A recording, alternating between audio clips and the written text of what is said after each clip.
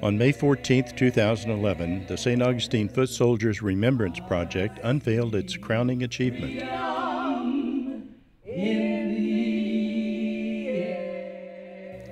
A monument that honors the brave men and women who fought for their civil rights in St. Augustine.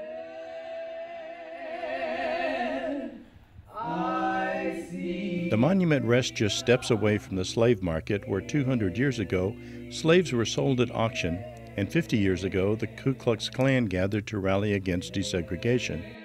But this story is about more than the day the monument was dedicated. To understand the story, we need to go back to where it all began. This is the story of a time in a town, seen through the eyes of people who changed the world.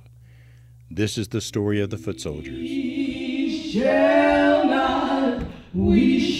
not be moved.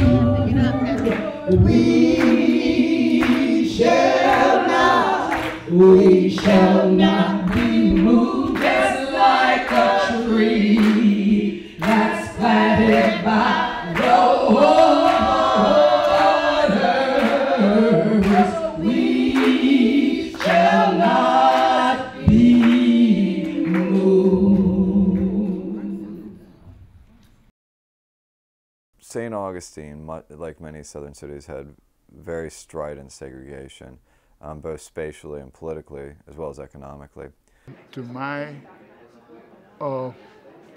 good fortune and misfortune, because anywhere from 50 to 60% of my practice was white. The so-called racist sheriff, L.O. Davis, had been a patient of mine. And many of the deputies and all who ended up being involved with harassing and intimidating our civil rights demonstrators had also been patients of mine. And it's the kind of thing that I still have no answers for, the entrenched racial hatred that eventually emerged in St. Augustine. I come down for the summer, go uptown to go shopping, and this little fat white kid says to me, "Ma, that nigga wouldn't move out of my way." I was supposed to move out for this child's way, and my way to push me around and whatnot, and I don't be pushed around.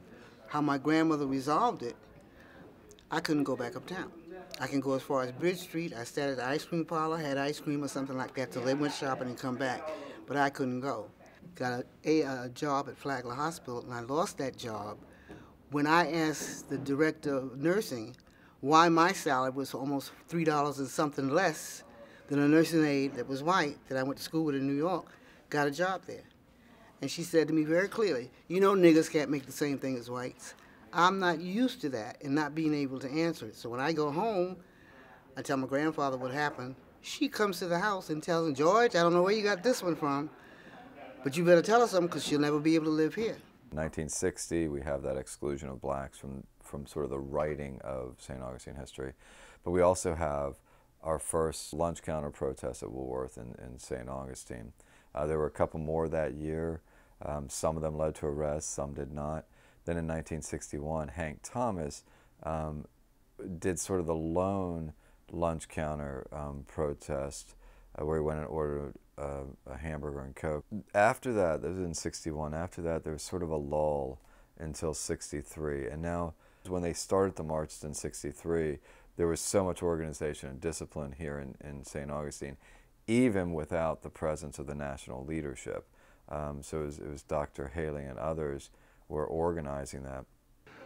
My misfortune was to have my home shot up with my wife, who was pregnant at the time with my third daughter, and my first and second daughters were in the home asleep. And the Klan shot high with high-powered rifles and shot low enough that once those bullets penetrated the door of the house, they also killed the dog within the house. If my wife had not gotten up to go to the bathroom, once the dog started barking and all, she would have been killed, because the Klan knew enough about my house that they shot up the bedroom and that kind of thing. So I had to move the next day, my family, to Tallahassee with my parents for safety. But I came back to St. Augustine to do or die. What impressed me at the time, when it did come to be where they were going to actually march at that point in time, is to see these little kids. It's a children's movement. How they stood firm, little things that's so tall, and they ain't gonna let nobody turn them around, and they couldn't turn them around. They kept coming. And it was sort of like a major flash in the civil rights movement. And I really think St. Augustine might become sort of the sleeping giant of the civil rights history, because so much happened here and it's just now getting attention. The demonstrations, the shootings during the night, people afraid at home, but they still came out. It was time for something to happen here in St. Augustine, to bring the story to the front, to the forefront, where everybody could see it and the world would see it from here on. In a very short period of time, you know, Andrew Young beating, videotape shot around the world, King arrested. Then you get these photos, the protests, the beatings photos, the swimming pool photo, the 2 swimming pool photos, both of them shot around the world. The repeated videotapes and photos of the beach wade-ins and the protests there. Part of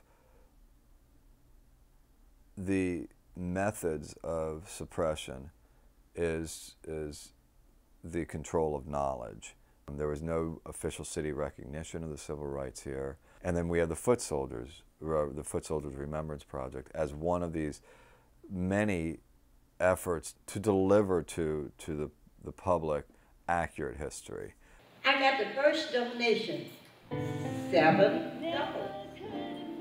And then money kept coming in and coming in. One day I got a phone call and this lady says, "How much money do you need to get Brian started for your monument?"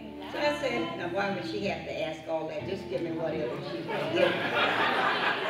But she said, "How much?" So I said, $20,000. She says, "You got it."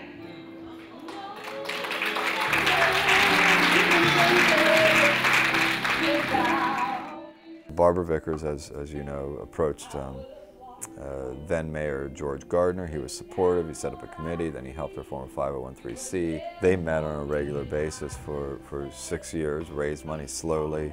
Nina Vreeland gave $20,000, really put the wind in the sails of the effort. We're here today to celebrate these foot soldiers who now will never ever be forgotten.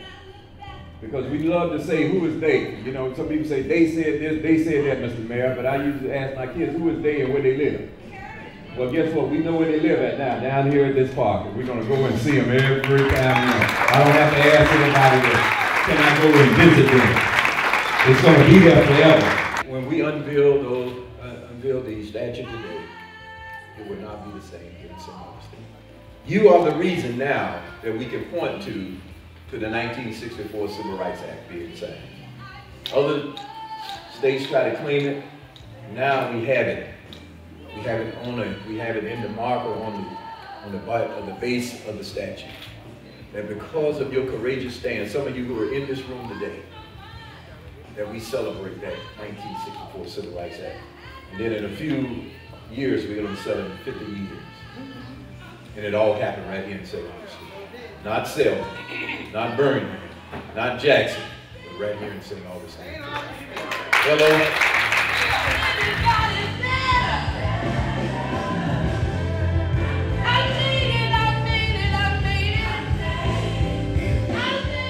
May 14th will forever stand as the day we say, no more will we let ignorance rule the day.